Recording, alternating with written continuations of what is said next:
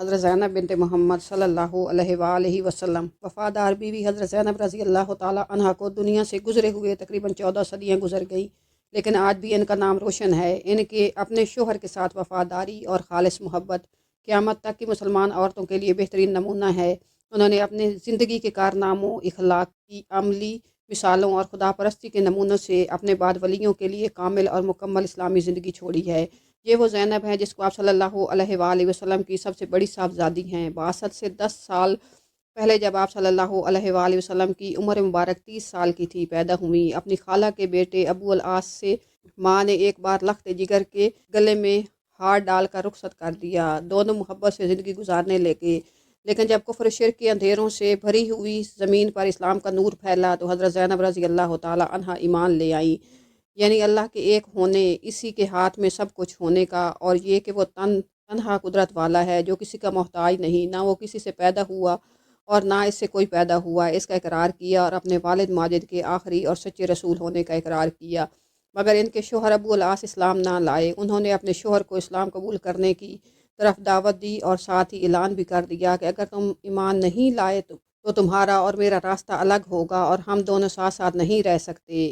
ایمان میری نگاہ میں تم سے زیادہ قیمتی ہے۔ تمہاری جدائی برداشت کرنے اور جدائی کے بعد جو تکالیف آئیں، میں ان سب کو برداشت کرنے کے لیے تیار ہوں، لیکن یہ نہیں ہو سکتا کہ جس خالق نے مجھے اور ساری چیزوں کو پیدا کیا ہے اس کے اکیلے ہونے کا تم اقرار نہ کرو اور اس کے بھیجے ہوئے نبی کی نبوت نہ مانو اور میں تمہارے ساتھ رہوں۔ ان سرہری الفاظ سے اپنے شوہر کو خطاب کیا اور ایمان کی خاطر شوہر سے جدائی اختیار کر لی، اور قیامت تک کے لوگوں کے لیے اپنے طرز عمل سے یہ ضابطہ واضح کر دیا کہ ایمان کے تقاضے کیا ہوتے ہیں۔ چنانچہ یہ فرمایا، اے میرے رفیق سفر، تھوڑی دیر ٹھہر کر سوچو، تم اپنے شرک کو اوپر قائم رہو اور میں تمہاری بیوی رہوں، یہ نہیں ہو سکتا۔ یا تو تم مجھے میرے والد کے حوالے کر دو یا میرے ساتھ چلو اور اسلام قبول کر لو، ورنہ یاد رکھو زینب آج کے بعد ہرگز تمہاری بیوی نہیں جب تک تم بھی اس پر ایمان نہ لاؤ جس پر میں ایمان لائی ہوں۔ یہ تو تھی اسلام کی سچی محبت و عظمت کہ اس کے مقابلے میں حضرت زینب رضی اللہ تعالی عنہ نے کسی چیز کی پرواہ نہ کی، لیکن اس کے ساتھ ہی ان کے شوہر کی محبت، وفاداری اور احسان شناسی کی صفت بھی ایسی تھی کہ ہر وقت اس فکر میں رہتی تھی کہ کیسے وہ ایمان لائیں، اور اسی محبت اور فکر کی وجہ سے اللہ تعالیٰ نے اخیر عمر میں دوبارہ دونوں کو ملا دیا۔ چنانچہ جب بدر میں وہ قید ہو گئے، مکہ سے قیدیوں کی رہائی کے لیے وفد کیا اور سامان اور چیزیں بھی گئیں، تو اس میں انہوں نے اپنا وہ یادگار ہار جو رخصتی کے وقت حضرت خدیجہ رضی اللہ تعالی عنہ نے دیا تھا وہ بھیج کر نہ صرف شوہر کی محبت کا حق ادا کر دیا بلکہ ان پر اپنا احسان بھی کر دیا۔ انسان احسان کا غلام ہے اور اس احسان کے ذریعے اپنے لیے ہجرت کرنے اور والد ماجد سے ملنے کا راستہ کھلوا لیا۔ آپ صلی اللہ علیہ وآلہ وسلم نے صحابہ کرام رضی اللہ تعالی عنہم کے مشورے سے ہار بھی واپس کر دیا اور اس شرط پر کہ ان کے شوہر کو رہا کر دیا وہ واپس جا کر زینب رضی اللہ تعالی عنہ کو مدینہ بھیج دیں گے۔ اب ابو العاص مکہ واپس لوٹے اور اپنی بیوی کی محبت اور اس کی سچی وفاداری کا اقرار کرتے ہوئے یہ اعلان کیا، اے زینب اپنے والد کے پاس چلی جاؤ، اگرچہ اس احسان کے باوجود اس وقت اسلام قبول کرنے کی توفیق تو نہ ہوئی، لیکن حضرت زینب رضی اللہ تعالی عنہ نے اپنے اخلاق سے ان کے دل میں اسلام کی محبت پیدا کر دی۔ ابو العاص اپنے بھائی کنانہ سے کہا کہ تم ان کو مکہ سے باہر چھوڑ آؤ، وہاں 2-3 مسلمان انتظار کر رہے ہوں گے، وہ ان کو مدینہ لے جائیں گے۔ میرے اندر اتنی ہمت نہیں کہ میں ایسی نیک بیوی کو چھوڑوں، جیسا کہ تم جانتے ہو میں یہ نہیں پسند کرتا کہ ان کے بدلے مجھے قریش کی کوئی اور عورت مل جائے۔ اس بات کا خیال کرنا کہ اگر تمہیں ان کی حفاظت میں اپنے سارے تیر بھی استعمال کرنے پڑیں تو کر لینا، مگر کسی کو ان کے نزدیک نہ آنے دینا۔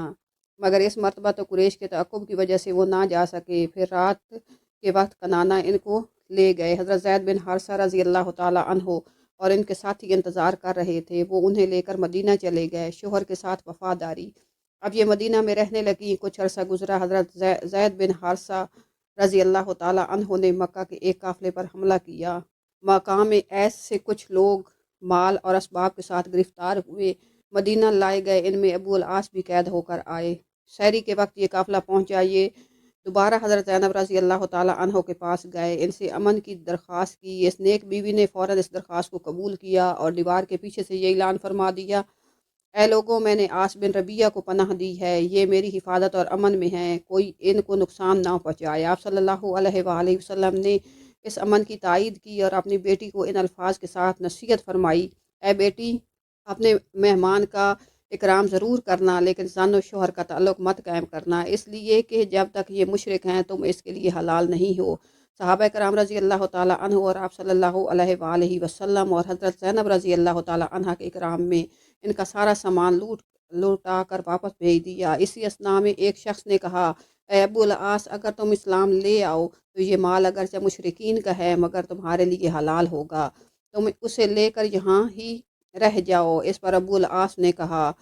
کتنی بری بات ہوگی اگر میں اپنے اسلام کی ابتدا ہی لوگوں کے مالوں کی خیانت کے ساتھ کروں، کیونکہ یہ مال قریش مکہ کی امانت تھی، انہوں نے تجارت کے لیے دیا تھا، لہٰذا ابو العاص تمام مال لے کر مکہ مکرمہ آئے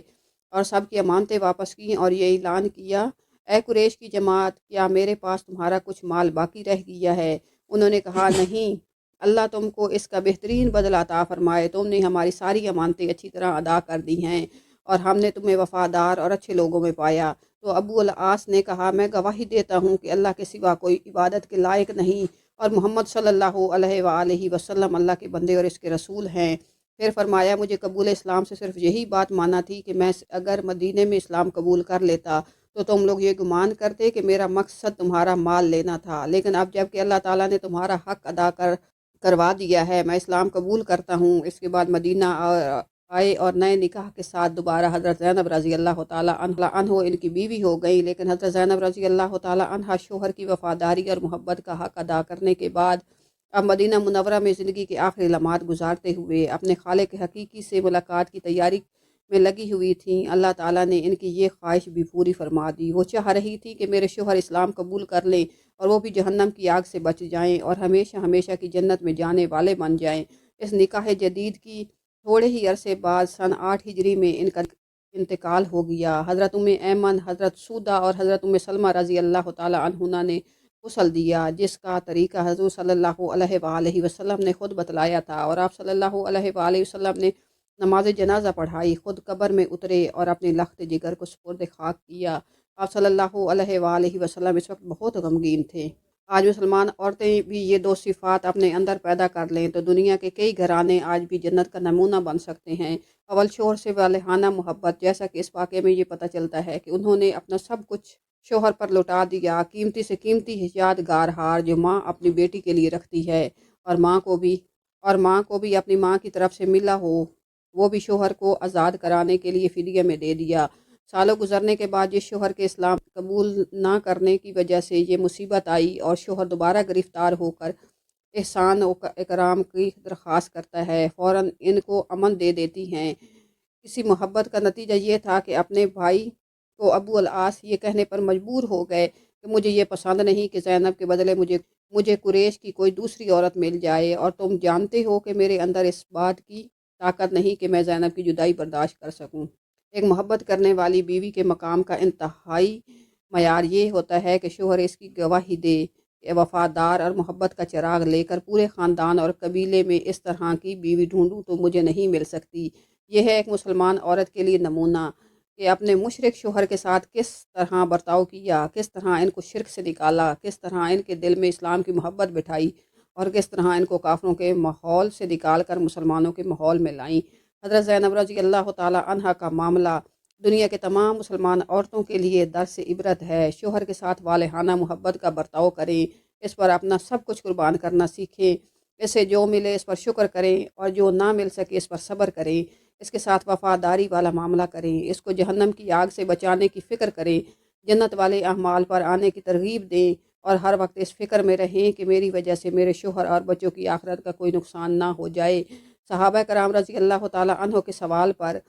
کہ اگر ہمیں معلوم ہو جاتا کہ کون سا مال بہتر ہے جسے ہم حاصل کریں تو اچھا ہوتا، اس پر حضور صلی اللہ علیہ وآلہ وسلم نے فرمایا، یعنی سب سے بہتر مال ذکر کرنے والی زبان اور شکر کرنے والا دل، اور وہ مسلمان بیوی ہے جو شوہر کی مدد کرے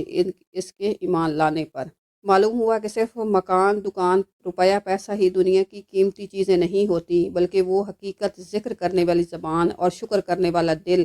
اور ایسی مسلمان بیوی جو شوہر کی مدد کرے، اس کے ایمان پر یہ اصل قیمتی سرمایہ ہے۔ لہٰذا بیوی کی بھی یہ ذمہ داری ہے کہ وہ اپنی اصلاح کے ساتھ ساتھ اپنے شوہر کا بھی ایمان تازہ کرنے کی فکر کرتی رہے، روز بروز اللہ کے خزانوں پر اور اس کے غیبی نظام پر اور اس کی قدرت پر یقین بڑھاتی رہے، اور بیوی اس کے لیے شوہر کو ایسے بزرگوں کے پاس اور ایسے نیک ماحول میں بھیجے جہاں ایمان تازہ ہوتا ہو، قبر و آخرت کی یاد تازہ ہوتی ہو، اور خود بھی شوہر کے ساتھ شرعی حدود کی رعایت رکھتے ہوئے ایسی جگہ پر جائے اور اپنے ایمان کو تازہ کرے اور یہی یقین کرے اور کروائے کہ جو کچھ اللہ تعالیٰ ہی کے حکم سے ہوا اور جو کچھ ہو رہا ہے اللہ ہی کے حکم سے ہو رہا ہے، اور جو کچھ آئندہ ہوگا اللہ کے حکم سے ہوگا۔ اگر گھر میں ایک چھوٹا سا گلاس بھی ٹوٹ جائے یا کاروبار میں اللہ نہ کرے کوئی نقصان ہو جائے تو فوراً یہ پڑھیں، انا للہ و انا الیہ راجعون، اللہم اجرنی فی مصیبتی واخلف لی خیرا منہا۔ بے شک ہم اللہ ہی کے لیے ہیں اور ہمیں اللہ ہی کی طرف لوٹ کر جانا ہے۔ اے اللہ میری مصیبت میں مجھے ثواب دے اور اس سے بہتر مجھے اس کا بدلہ عنایت فرما، آمین۔ اسی طرح شوہر کے اعمال کو بھی فکر کریں اور اپنی نماز روزہ ذکر و تلاوت کی روزانہ ترغیب دیتی رہیں۔ قرآن پاک کی اگر صحیح نہیں پڑھا تو اس کو صحیح پڑھنے کی ترغیب دیں اور بہت سی حکمت سے دین کے نزدیک لائیں۔ نیز رسول کریم صلی اللہ علیہ وآلہ وسلم کی سنتیں اپنانے کی طرف مائل کرتی رہیں، یہ آپ کا اپنے شوہر پر بہت احسان ہوگا۔ نیز اس بات کی بھی کوشش کریں کہ روزانہ کچھ وقت نکال کر شوہر اور بچوں کو بٹھا کر حدیث کی تعلیم دیں۔ حضور اکرم صلی اللہ علیہ وآلہ وسلم ایسی عورت کو دعا دی ہے، اندازہ کیجئے جس کو حضور اکرم صلی اللہ علیہ وسلم کی دعا مل گئی وہ کتنی خوش قسمت عورت ہوگی۔ لوگ بزرگوں سے دعائیں کرواتے ہیں کیونکہ یہ اللہ کے محبوب بندے ہوتے ہیں، اور ہمارے نبی کریم صلی اللہ علیہ وآلہ وسلم تمام انبیاء کرام علیہ نبینا علیہ الصلاۃ والسلام کے سردار ہیں، تو اللہ کے محبوبوں کے سردار کی جس کو دعا مل گئی اس کی سعادت مندی کا کیا کہنا۔ اللہ رحم کرے ایسی عورت پر جو رات کو تہجد کے لیے اٹھے اور نماز پڑھے اور اپنے شوہر کو بھی جگائے، اور وہ بھی نماز پڑھ لے لیکن اگر وہ اٹھنے سے انکار کر دے تو اس کے چہرے پر پانی کا چھینٹا مار دے۔ اگر ایسی نیک بیوی کسی کو مل گئی تو شوہر کو تہجد پر بھی اٹھائے اور فرائض پر بھی آمادہ کرے، سنتوں کا شوق دلائے، تو ایسا شوہر بغیر تخت و تاج ہی کے کیوں نہ اپنے آپ کو آدھی سلطنت کا حاکم سمجھے۔